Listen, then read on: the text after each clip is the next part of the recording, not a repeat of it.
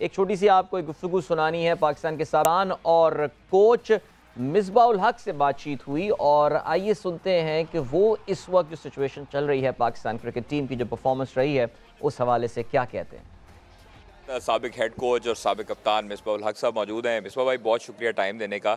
सबसे पहले तो पहले बात करते हैं रिजीम चेंज की। माशाल्लाह रमीज़ राजा साहब चले गए हैं और अचानक जो है वो सुबह आ जाते हैं नजब सेठी साहब, और उसके बाद फैसले भी ये होने लगे कि 2014 का आइन बहाल हो गया और डिपार्टमेंट जिसके लिए आप खुसूसी तौर पर वज़ीर-ए-आज़म के पास भी गए थे, साबिक वज़ीर-ए-आज़म इमरान खान साहब के पास, तो लेकिन उन्होंने किया कुछ नहीं था डिपार्टमेंट के हवाले से। कितनी खुशी हुई है डिपार्टमेंटल क्रिकेट के बहाल होने से? ये ऑब्वियसली हमेशा से मैं समझता हूँ कि क्योंकि हमने 2001 बल्कि 2001 नहीं 99 से लेके हम लोग खेले हैं सारी क्रिकेट, डिपार्टमेंटल क्रिकेट, और हमेशा यही हमने देखा है कि डिपार्टमेंटल क्रिकेट में प्रोफेशनलिज्म ज़्यादा होता है, प्लेयर्स को प्रोफेशनलिज्म सीखने को भी मिलता है, उसकी जो कंट्रीब्यूशंस हैं वो इस लिहाज से प्लेयर्स को पॉलिश करने में बहुत ज़्यादा रही हैं। और जो भी प्लेयर डिपार्टमेंट्स में आए हैं और खेले हैं, उन्होंने आगे जाके फिर पाकिस्तान के लिए बड़ी ज़बरदस्त सर्विसेज भी दी हैं।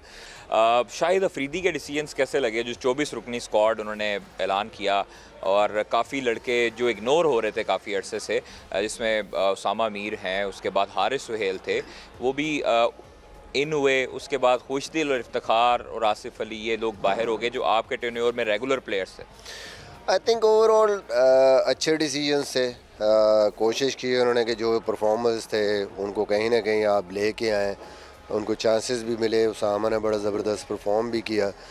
आई थिंक अब पाकिस्तान की जो बैकअप के लिए ऐसे डिसीजन ज़रूरी हैं, और स्पेशली जो आपकी डोमेस्टिक क्रिकेट है उसके जो परफॉर्मर हैं या जो यंग लॉर्ड, जैसे टेस्ट में अनाउंस किया उन्होंने कुछ यंगस्टर्स को साथ, तो वो specially for a longer format, उसमें आप यंग जनरेशन को अट्रैक्ट करने के लिए मेरे ख्याल में बहुत अच्छा एक डिसीजन था। घर में वाइट वॉश किया इंग्लैंड ने हमें, उसके बाद न्यूजीलैंड से हम ड्रॉ हुए, वनडे सीरीज़ हम हार गए अपने ही घर में। तो क्या ऐसे कहाँ पे फ्लॉज आपको नज़र आए कि ये चीज़ें होती तो बेहतर हो सकता था?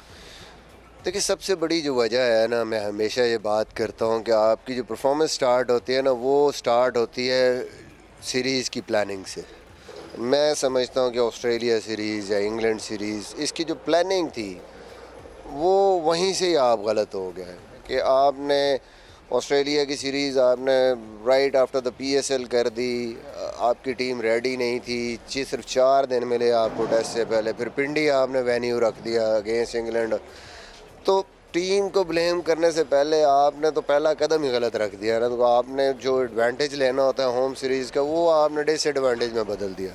यानी आपकी टीम T20 के बाद टेस्ट खेलेगी होम सीरीज़ में, वो कंडीशन नहीं है। फिर ऐसे ही है जैसे ऑस्ट्रेलिया हमें पहला टेस्ट मैच सिडनी में दे दे, कभी नहीं देंगे, या वाका में देंगे या ब्रिस्बेन में देंगे। हम उनको उनकी जो बेस्ट सूटेड कंडीशंस बिंडी हैं, हम वो दे रहे हैं उनको। अगर आपको बोर्ड ऑफ़र करता है किसी भी रोल में, तो आप बोर्ड के साथ ऑन बोर्ड होना चाहेंगे? या अभी हमें सेठी साहब ने भी जब पहले प्रेस कॉन्फ्रेंस की उसमें भी यही कहा कि गैर मुल्की कोचेज़ होने चाहिए, और मिकी ने रिफ्यूज़ कर दिया, लैंगर जो हैं बड़े कॉस्टली साबित होंगे। तो क्या आप समझते हैं कि अपने कोचेज़ को, अपने जो साबिक क्रिकेटर्स हैं, उनको इज़्ज़त देनी चाहिए?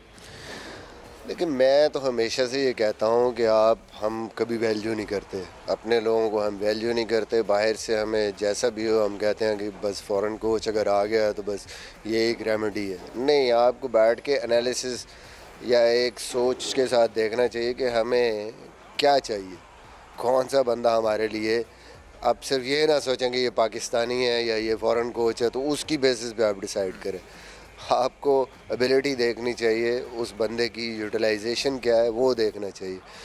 अगर आप ऐसे ही करेंगे और आप फंसे हुए हैं, आप दोनों तरफ फंसे हुए हैं कि आपको कोई नहीं मिल रहा। जहाँ तक मेरा सवाल है, ऑब्वियसली ये इम्पोर्टेंट होता है कि जब आप कहीं पे भी आपको ऑफ़र होती है या आप कोई ऐसी चीज़ आपके पास आती है, तो आप पहले सोचते हैं कि अच्छा सर्कमस्टांसेस क्या हैं और क्या मैं को रोल प्ले कर सकता हूँ यहाँ पे, फिर आप डिसाइड करते हैं। तो ये चीज़ इम्पॉर्टेंट है कि जब भी कोई ऐसी चीज़ आएगी तो उससे पहले मुझे भी आएगी तो मैं देखूंगा कि मैं कुछ ये यहाँ पे कोई अपना रोल प्ले कर सकता हूँ, मैं कहीं ना कहीं पाकिस्तान क्रिकेट के लिए कुछ कर सकता हूँ, मेरा इसमें इंटरेस्ट भी है, मैं इसके कैपेबल भी हूँ, तो फिर ही आप डिसाइड करते।